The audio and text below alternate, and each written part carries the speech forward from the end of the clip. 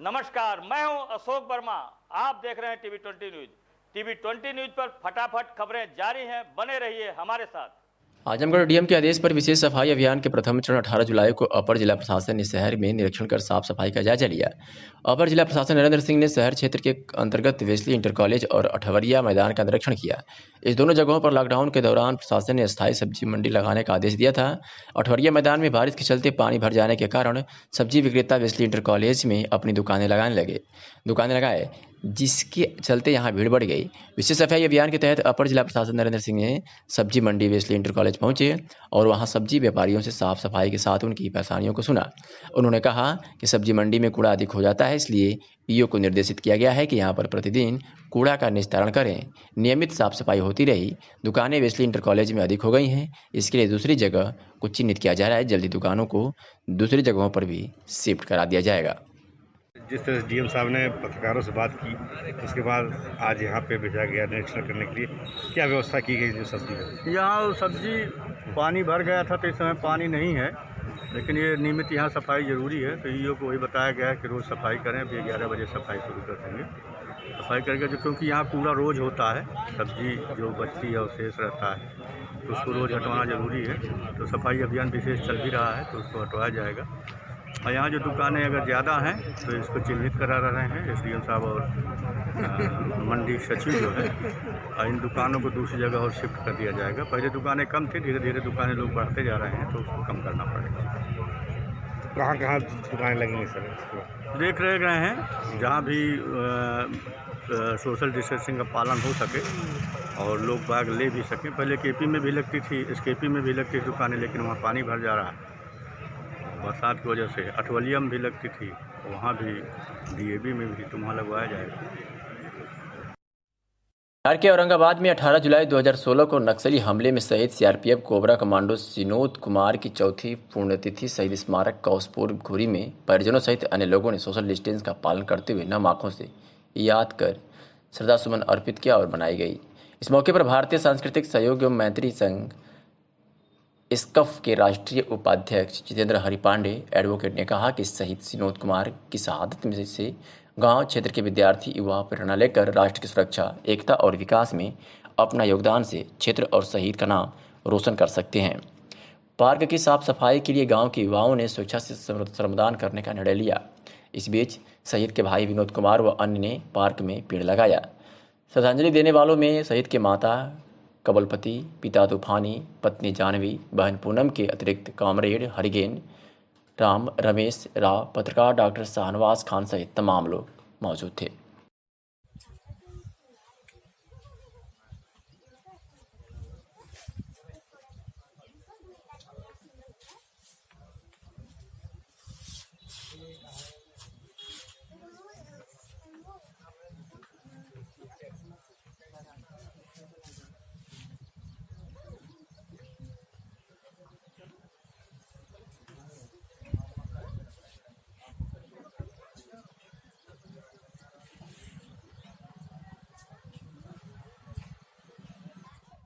Maharajganj block के सभागार में चिकित्सा अधीक्षक डॉक्टर प्रवीण कुमार चौधरी की देखरेख में हर ग्राम सभा में काम करने वाली आशा व नोडल के रूप में नियुक्त शिक्षकों को संयुक्त रूप से संक्रमितों के संपर्क में आए लोगों की पहचान करने और उनसे सुरक्षित रहते हुए उनको जागरूक करने की ट्रेनिंग दी गई। इस अवसर पर चिकित्सा अधीक्षक ने संक्रमण से बचाव के लिए उपयोग में लाए जाने वाली सावधानियों के बारे में बताया। तो वहीं एआरपी उमेश मिश्र ने जहान है कि स्लोगन के साथ कोरोना से लड़ने और हराने के संकल्प के साथ कोरोना वायरस का उत्साहवर्धन किया। इस मौके पर खंड शिक्षा अधिकारी विजय प्रकाश भी मौजूद रहे। और अपनी सावधानियों को देखते हुए आप उसके पास जाएंगे, उसके बारे में पता करेंगे। आपको अपने से कैसे बचना है, तो 1 मीटर की दूरी, जो बार बार सभी लोगों द्वारा कहा जा रहा है, 1 मीटर की दूरी हमेशा बना के रखना है। 1 मीटर से ज़्यादा की दूरी पे आपको उससे बात करना है।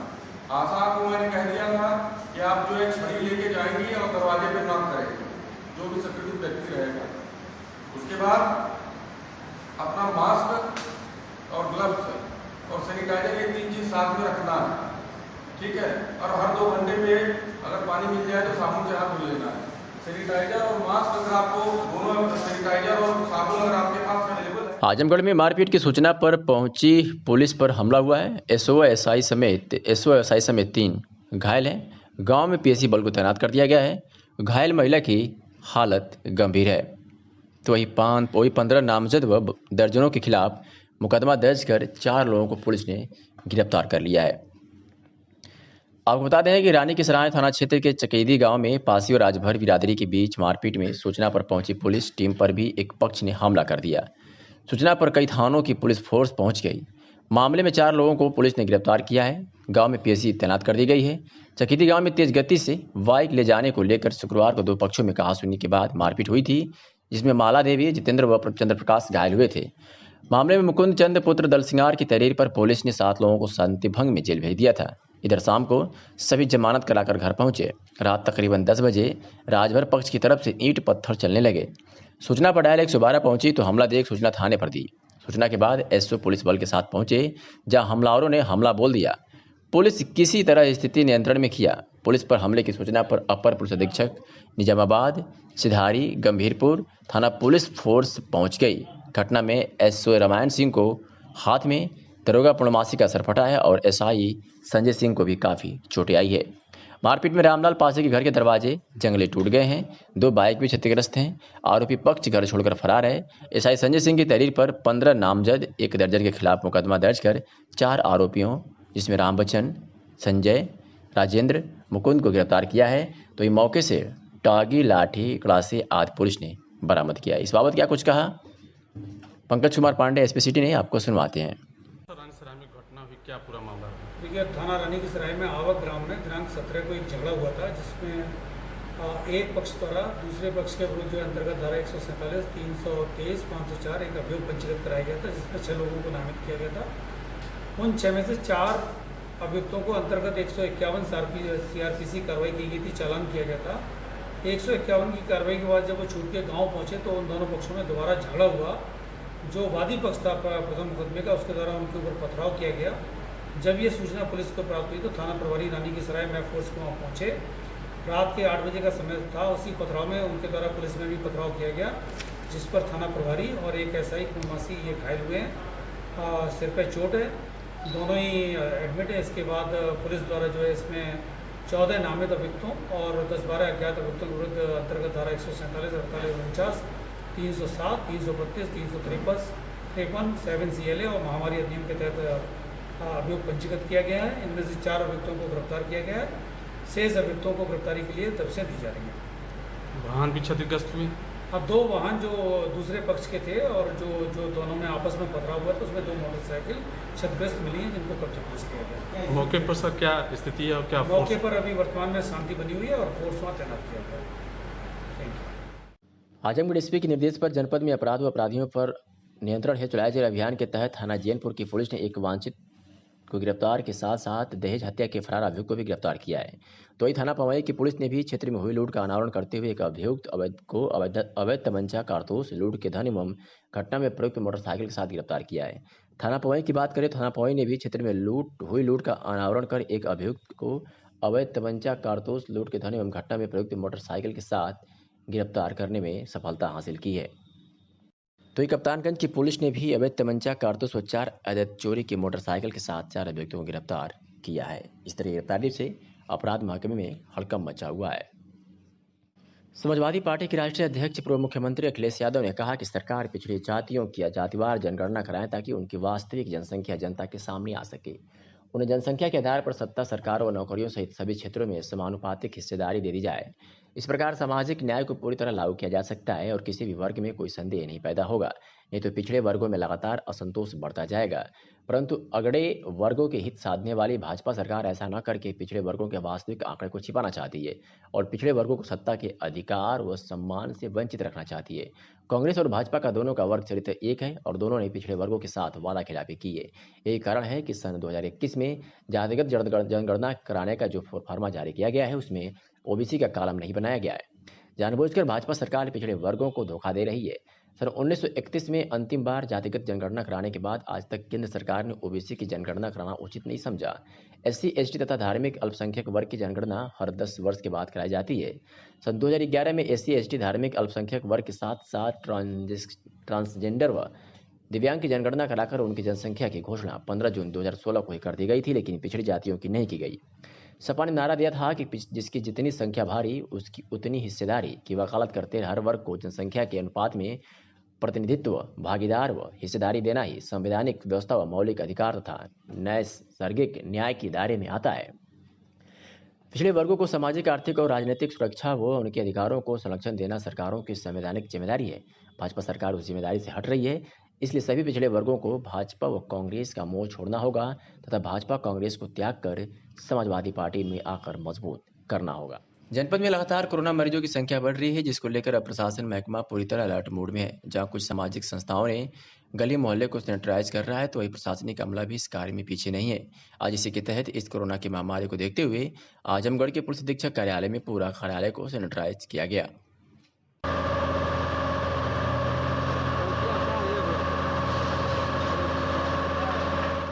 बिंदवल गांव के ही निवासी शैलेंद्र कुमार पुत्र सीताराम ने मंडलायुक्त आजमगढ़ को 29 मई को शिकायती प्रार्थना पत्र देकर ग्राम बिंदवल के प्रधान पर आरोप लगाया कि प्रधान द्वारा ग्राम समिति के गठन के पूर्व ग्राम निधि खाते से काफी पैसा अपने व अपने चहेतों के नाम निकालकर सरकारी धन का गबन कर लिया गया है। शिकायत सरकारी धन के गबन से जुड़ी होने के कारण आयुक्त कनक त्रिपाठी ने अपर आयुक्त प्रशासन अनिल कुमार मिश्रा की अध्यक्षता में जांच कमेटी का गठन करते हुए निर्देशित किया। प्रार्थना पत्र में दर्शाए गए बिंदुओं की बिंदुवार जांच करके शीघ्र आख्या प्रेषित करें। जांच के दौरान जांच कमेटी ने विभिन्न पहलुओं पर जांच की। जांच के दौरान समिति ने पाया कि ग्राम पंचायत की कार्यप्रणाली अनियमित एवं दोषापूर्ण है, जिसके लिए ग्राम प्रधान व ग्राम पंचायत अधिकारी पूर्णतः दोषी एवं उत्तरदायी है। ग्राम निधि खाते के प्राप्त बैंक स्टेटमेंट से सब स्पष्ट हुआ कि ग्राम प्रधान द्वारा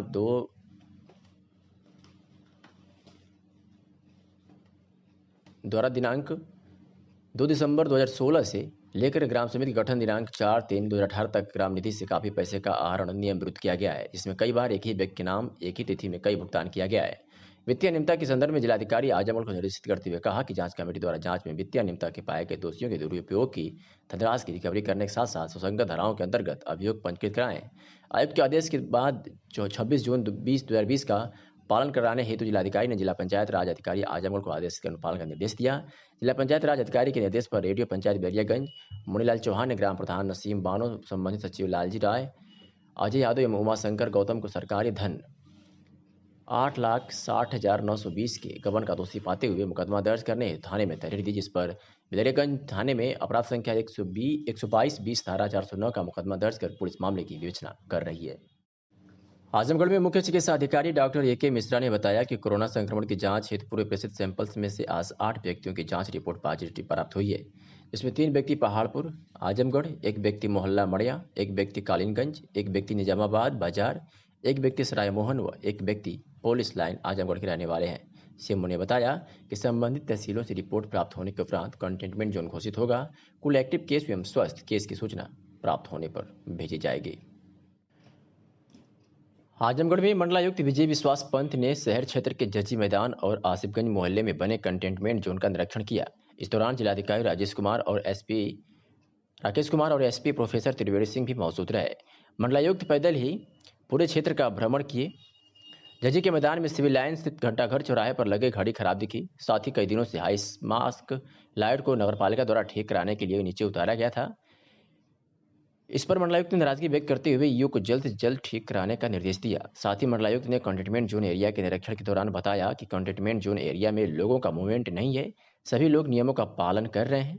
मंडलायुक्त विजय विश्वास पंत ने लोगों से अपील किया कि वे कोविड-19 के नियमों का पालन करें, कम से कम 2 गज की दूरी एक दूसरे से बनाए रखें, मास्क जरूर पहनें, अपने भी सुरक्षित रहें और परिवार को भी सुरक्षित रखें।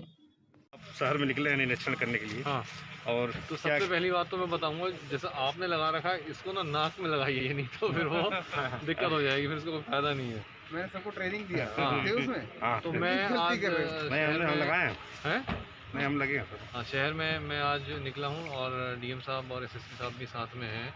तो शहर की साफ़ सफाई व्यवस्था और कंटेनमेंट जोन में किस प्रकार निगरानी रखी जा रही है मैं देखने आज निकला था। तो जैसा कि आप देख रहे हैं, आप भी हैं, तो कंटेनमेंट जोन में जो गतिविधियां हैं काफ़ी कंट्रोल्ड हैं। तो मास जिस तरह का मूवमेंट होना चाहिए वो नहीं हो रहा है। और अभी एसएसपी साहब ने बताया कि आज जनपद में 2600 चालान कटे हैं। मैं आपके माध्यम से भी कहलवाना चाहूँगा सभी सम्मानित जनता को कि स्वयं भी बचें और अपने परिजनों को भी बचाएं और सावधानी बरतें। 2 गज दूरी और मास्क ज़रूर ज़रूर ज़रूर पहने। सर अभी आपने निरीक्षण किया लाइट का और घड़ी का, क्या निर्देश दिया? तो लाइट और घड़ी दोनों चीज़ों को देखा गया है, तो ईओ साहब को निर्देशित किया गया है कि लाइट को जल्दी से जल्दी इसको रिपेयर करा के ऊपर लगवाएंगे और घड़ी को भी शीघ्र ही ठीक करवाएंगे। जनपद बदायूं से युवजन सभा सपा के विधानसभा अध्यक्ष ताहिर अंसारी ने कई गांवों का भ्रमण कर गांव वासियों को कोरोना वायरस जैसी महामारी के संकट में मास्क व सैनिटाइजर बांटे। बनकोटा, टिकुरी, रोटा, नगरिया आदि गांवों में हर घर में घूमकर सभी ग्रामवासियों ने प्रार्थना की कि आप सभी लोग अपने अपने घरों में रहें। बहुत ही ज़्यादा ही ज़रूरत हो तो घर से बाहर निकलें। हमेशा मास्क या गमछा का प्रयोग करें और अपने से दूसरे व्यक्ति के बीच 2 गज की दूरी का फासला बनाए रखें, तभी इस गंभीर बीमारी से बचा जा सकता है। मैं समाजवादी पार्टी का छोटा सा कार्यकर्ता हूँ। अपने राष्ट्रीय अध्यक्ष अखिलेश यादव द्वारा और पूर्व सांसद धर्मेंद्र यादव द्वारा दिशा निर्देश उनका है कि हमारे गरीब जनता में जाइए, मास्क वितरण करिए, खाना वितरण करिए, जो भी जैसे भी जिस कार्यकर्ता उसी हैसियत से बंद करिए। इसी कारण मैं 3 से 4 महीने से क्षेत्र में भ्रमण कर रहा हूँ और गरीबों के लिए मास्क वितरण कर रहा हूँ। जनता को संदेश क्या देना चाहते हैं कि सभी लोगों से अपील करें कि जनता को ये संदेश देना चाहता हूँ कि पुलिस से ना बचें, आप खुद से बचें, क्योंकि कोरोना महामारी इस समय ज़बरदस्त महामारी फैली हुई है। हमारे अब तो बदायूं जिले में भी हमारे यहाँ महामारी फैली हुई है, जिससे हमारे बड़े अच्छे मित्र, हमारे डॉक्टर वगैरह, ये सभी लोग इसमें चपेट में आ चुके हैं। मैं गरीब जनता को और अपने बड़े सभी लोगों को ये सूचित करता हूँ कि मास्क लगाएं और मास्क का प्रयोग करें। सैनिटाइज़र मैं हर क्षेत्र में जा रहा हूँ जहाँ गरीब जनता है, बेसहारा है, जिसमें मास्क नहीं ले पाता है। मैं 3 से 4 महीने से पहले ये दिशा निर्देश के अनुसार सांसद जी का पालन कर रहा हूँ। जिस तरह कोरोना काल देश ही नहीं पूरे विश्व में हाहाकार मचाया हुआ है और अपना पांव तेजी से फैला रहा है, यह अत्यंत चिंतनीय है। इस महामारी से जहां आम जन परेशान है, तो वहीं पशु पक्षी सहित कई अन्य जीव जंतु भी इस महामारी से खासे परेशान है। इसे देखते हुए निवर्तमान नगर अध्यक्ष विनय प्रकाश गुप्त के साथ नगर के उपाध्यक्ष धर्मेंद्र सिंह, बूथ के अध्यक्ष बलवंत सिंह, सोनू यादव आदि लोगों ने आज अनवरत 12वें शनिवार को भी जलचरों और वनचरों को आहार उपलब्ध कराया। आपको बता दें कि विगत कई दिनों से प्रत्येक शनिवार को वनचरों और जलचरों को आहार उपलब्ध कराया जाता है। आज आप लोग मछली को और बंदरों को जो है खिला रहे हैं, ये कार्यक्रम कब से आप लोग चला रहे हैं? ये हमारा 12वां शनिवार है जी। और ये लॉकडाउन में सबके लिए भोजन हमारे शासन प्रशासन के द्वारा उपलब्ध कराए जा रहे हैं। और लॉकडाउन में ना बाज़ार ढंग से खुल पा रही है और ना ही मार्केट, तो हमारे बानरों को बहुत दिक्कत होती है। ये घर में लॉकडाउन में लोग घर में बंद हैं, तो इसलिए जो भी खाद्य सामग्री है वो बाहर नहीं पहुंच पा रही है। तो खाद्य सामग्री जब बाहर नहीं पहुंच पाएंगे तो ये बानरों को भोजन बहुत ही दुश्वारी हो रही है। इसके लिए हम लोगों ने हर शनिवार को, हम और धर्मेंद्र सिंह और सारे अपने जो लोग हैं, बलवंत सिंह, ये सभी लोग मिल करके हम लोग हर शनिवार को आते हैं और यहाँ जलचर को यानी वानर को और मछलियों को, कछुओं को, बत्तखों को हम लोग भोजन कराते हैं और बहुत शांति मिलती है। जिला मजिस्ट्रेट राजेश कुमार ने बताया कि भारत सरकार चिकित्सा एवं परिवार कल्याण मंत्रालय द्वारा जारी प्रोटोकॉल के अनुसार contact tracing house to house surveillance में कड़ा परिधि नियंत्रण करते हुए कार्यवाही सुनिश्चित की जा रही है। कंटेनमेंट जोन में पॉजिटिव हुए कोविड-19 मरीज के सैंपल कलेक्शन की तिथि से विगत 14 दिनों में कोविड-19 का कोई पुष्ट रोगी चिन्हित न होने पर उससे कंटेनमेंट जोन की सूची से विमुक्त किए जाने के निर्देश हैं। तत्क्रम में पिछले 14 या उससे अधिक दिवसों से कोविड-19 का कोई पुष्ट रोगी न चिन्हित होने के कारण राजस्व ग्राम जुलाहापुर, तहसील सगड़ी, ठकुरहन राजस्व ग्राम नवरासियाँ, लालगंज, दलितपुरवा राजस्व ग्राम लसड़ा, मार्टिनगंज, पॉलिटेक्निक चौराहा से आवास विकास चौराहा, नगर पालिका परिषद आजमगढ़, आवासीय परिसर सामुदायिक स्वास्थ्य केंद्र हरैया, अयूब नगर पंचायत बिलरियागंज, राजस्व ग्राम खानपुर भगतपट्टी सगड़ी, राजस्व ग्राम कोढ़ियाबिंद सदर, 9 वार्ड नंबर 4 मोहल्ला कासिमगंज, नगर पंचायत बिलरियागंज, यादव बस्ती हथनौर खुर्द फूलपुर, राजस्व ग्राम पलैनी सदर, भगत सिंह चौराहा से कोल्ड स्टोरेज तक राजस्व ग्राम हाफिजपुर सदर, राजस्व ग्राम रानीपुर अजमो मेहनगर, राजस्व ग्राम जमीरपुर मेहनगर, राजस्व ग्राम असाउर सदर, राजस्व ग्राम अलाउद्दीनपुर फूलपुर, राजस्व ग्राम मुरादाबाद निजामाबाद, राजस्व ग्राम चमराड़ी निजामाबाद, राजस्व ग्राम खुटौली निजामाबाद, राजस्व ग्राम बगवार सगड़ी, राजस्व ग्राम बरमातपुर सगड़ी हॉटस्पॉट को बंद करते हुए कंटेनमेंट जोन की कार्रवाई समाप्त की गई है। जिलाधिकारी ने कहा कि 14 जुलाई 2020 द्वारा दिए गए निर्देश जनपद के अन्य क्षेत्रों की भांति उपरोक्त क्षेत्रों में भी लागू होंगे।